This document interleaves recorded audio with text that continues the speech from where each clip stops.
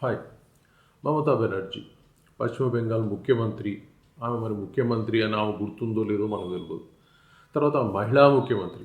అసలు ఆమె మహిళల కోసం ఏమైనా పనిచేస్తుందా అనేది మరింత తెలియదు. సో ఓవరాల్గా ముఖ్యమంత్రిగా కానీ, మహిళల ముఖ్యమంత్రిగా కానీ, మహిళా ముఖ్యమంత్రిగా కానీ, మహిళల కోసం కావచ్చు, ప్రజల కోసం కావచ్చు, ఎవరి కోసం ఆమె పనిచేస్తుంది అనేది అర్థం కాదు. ఆమె పదవిని కాపాడుకోవడానికే ఆమె అక్కడ ముఖ్యమంత్రిగా ఉంది అనిపిస్తుంది. దానికి ఎలాంటి భ్రష్టు పట్టిన చర్యలైనా ఆమె చేయడానికి సిద్ధంగా ఉంటుంది. అక్కడ అటు ఏమంటారు, మనకి పక్క దేశాల నుంచి ఆక్రమణదారులు వచ్చినా పట్టించుకోవాల్సిన అవసరం లేదు, రౌడీలు పెరిగిన అవసరం లేదు, హంతకులు పెరిగిన అవసరం లేదు, రేపిస్టులు పెరిగిన అవసరం లేదు. ఆమెకి ఏది అవసరం లేదో ఆ పదవి కావాలి. మరి ఆ పదవి ద్వారా ఏమి సాధిస్తుంది అనేది అది ఆమెకి అర్థం కాదు, మనకి అర్థం కాదు. అది ఆమె శాశ్వతం అనుకుంటుందా అనేది తెలియదు. సో ఈరోజు ఆమె ఏం జరిగిందంటే, ఈ మధ్యకాలంలో ఒక హాస్పిటల్లో, అంటే పర్టికులర్ చెప్పంటే హాస్పిటల్ అని అనుకుంటే అది ఒక కాలేజ్, మెడికల్ కాలేజ్. ఆ మెడికల్ కాలేజ్లో చదువుతున్నాడు కూడా ఒక విద్యార్థిని రేప్ చేయడం జరిగింది ఒక 4 దుండగులు. సో దాని మీద ఇమీడియట్గా చాలా పెద్ద గొడవ జరుగుతూ ఉంది. వాళ్ళ మీద చర్యలు తీసుకోమన్నారు. ఆ అమ్మాయిని హాస్పిటలైజ్ అయిపోయింది. సో అంత ఆందోళనకరంగానే ఉంది.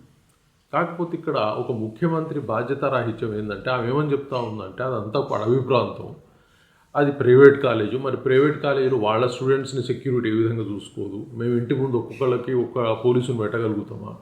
తర్వాత స్టూడెంట్స్ కూడా వాళ్ళ భద్రత వాళ్ళు చూసుకోవాలి, వాళ్ళని వాళ్ళు కాపాడుకోవాలి. అయినా సరే అసలు రాత్రి 12:30కి బయటికి రావాల్సిన అవసరమే ఉంది. ఎందుకు వస్తున్నారు అమ్మాయిలందరూ? సో అమ్మాయిలందరికీ మేము సెక్యూరిటీ ఇవ్వలేం కదా అని చెప్పి మాట్లాడుతూ ఉంది.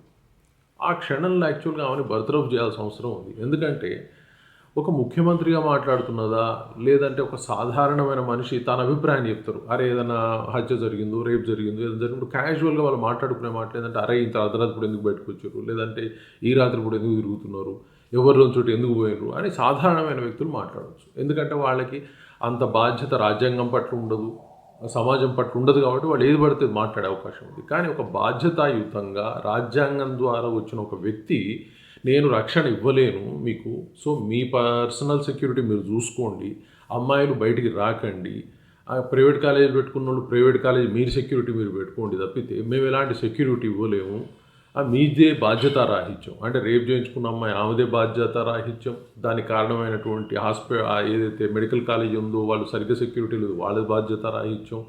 అలాగే మీ సెక్యూరిటీ మీరు కాపాడుకోలేరు కాబట్టి అమ్మాయిది బాధ్యతారాహిత్యం తప్పితే ప్రభుత్వం మాత్రం సరి అయిన విధానంగా పనిచేస్తుంది అన్నట్టుగా. అంతేకాకుండా మళ్ళీ ఏంది, ఆ అమ్మాయి ఎవరు అంటే ఒడిషా సంబంధించి ఆ అమ్మాయి. సో ఒడిశాకు సంబంధించిన అమ్మాయి కాబట్టి ఇవేం పాయింట్అవుట్ చేస్తూ ఉందంటే, ఈ మధ్యకాలంలోనే ఒడిశాలో 3 అమ్మాయిల్ని రేప్ చేసేసారు. మరి అక్కడ ప్రభుత్వం ఏం చర్యలు తీసుకుంది, వాళ్ళ మీద ఏమి చట్టపరమైన చర్యలు ఉన్నాయి, మరి నన్నే విమర్శిస్తారు, ఏ రాష్ట్రంలో జరిగినా ఏమన్నారు, నన్ను మాత్రం విమర్శిస్తారు అని చెప్పేసి మమతా బెనర్జీ మాట్లాడుతూ ఉంది. అంటే ఈమె రాష్ట్రాన్ని ఈమె పరిపాలించుకుంటుందా, ఈమె రాష్ట్రంలో ప్రజలకు సెక్యూరిటీ ప్రొవైడ్ చేస్తుందా అనే దానికి బదులు ఇతర రాష్ట్రాల నేరాలు 3 జరిగినాయి కాబట్టి మా రాష్ట్రంలో ఒకటే జరిగింది, సో దాన్ని సంతోషించండి తప్పితే నన్ను విమర్శించొద్దు, మీరు ఇతర రాష్ట్రాలను విమర్శించండి అని విధంగా మాట్లాడుతూ ఉంది.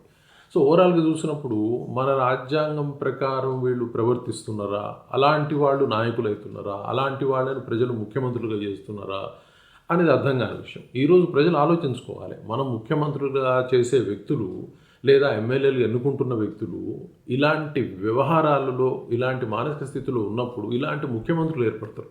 ఎందుకంటే ముఖ్యమంత్రిని మనం డైరెక్ట్ ఎన్నుకోవటం లేదు.